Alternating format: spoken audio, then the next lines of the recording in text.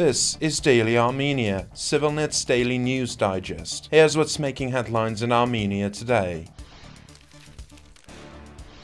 Armenian Prime Minister Nikol Pashinyan held two high-level meetings in Paris, discussing key issues of bilateral cooperation and regional peace efforts with the French President and Prime Minister. Meeting with Emmanuel Macron, the leader of France, Pashinyan emphasized the strengthening of Armenia-France relations and provided an update on the ongoing normalization deal with Azerbaijan, noting that 80% of the agreements had been reached. Macron reaffirmed France's unconditional support for Armenia and discussed international efforts to address the issues of displaced persons from Nagorno-Karabakh. Later, Pashinyan met with newly appointed French Prime Minister Michel Barnier, discussing deep ties between the two countries, focusing on economic cooperation and the French presence in Armenia's infrastructure and energy sectors. Both meetings underscored the commitment of France to supporting Armenia in its regional challenges and development. During the trip to France, Pashinyan and Foreign Minister Ararat Mirzoyan also visited Armenia's new embassy building in Paris.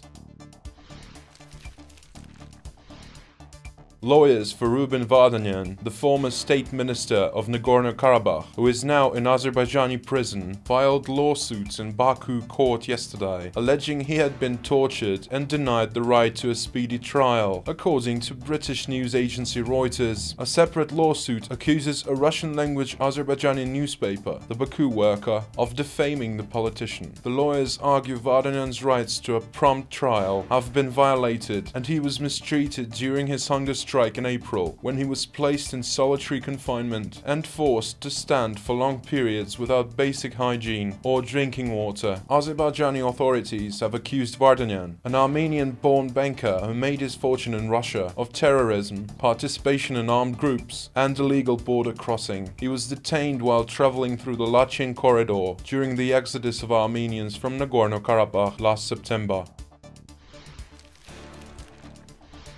Azerbaijani President Ilham Aliyev addressed the participants of an international conference held in Baku Wednesday, demanding that Armenia apologize for and investigate alleged war crimes committed against ethnic Azerbaijanis in Nagorno-Karabakh, punishing alleged war criminals, thus setting yet another precondition for signing a normalization deal with Yerevan. As a result of the First Karabakh War, up to 4,000 Azerbaijanis have been considered missing for more than 30 years. Among them are civilians including children and women, Aliyev said in the statement, also claiming that the Armenian administration of Nagorno-Karabakh set up what he described as a concentration camp for Azerbaijanis near the town of Shushi. Armenia and Azerbaijan have exchanged bodies of the servicemen killed in the war several times since 2020. As for the living, Armenia currently has no prisoners of war, unlike Azerbaijan, who holds 23 Armenians, both servicemen and civilian political prisoners, in custody. Despite Armenia's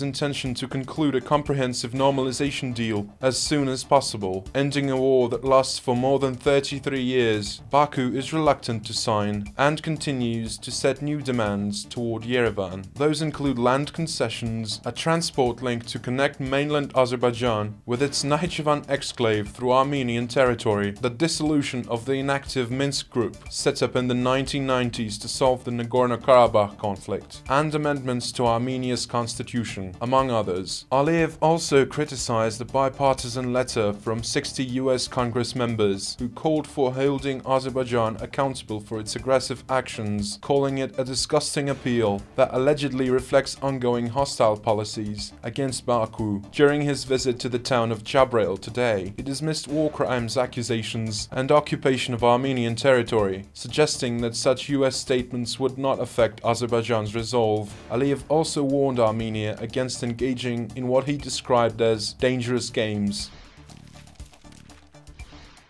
You can also watch SivilNeթ's latest podcast with host Patrick Elliott and political analyst Eric Hakopian, who speak about the consequences of last September's ethnic cleansing of Nagorno-Karabakh.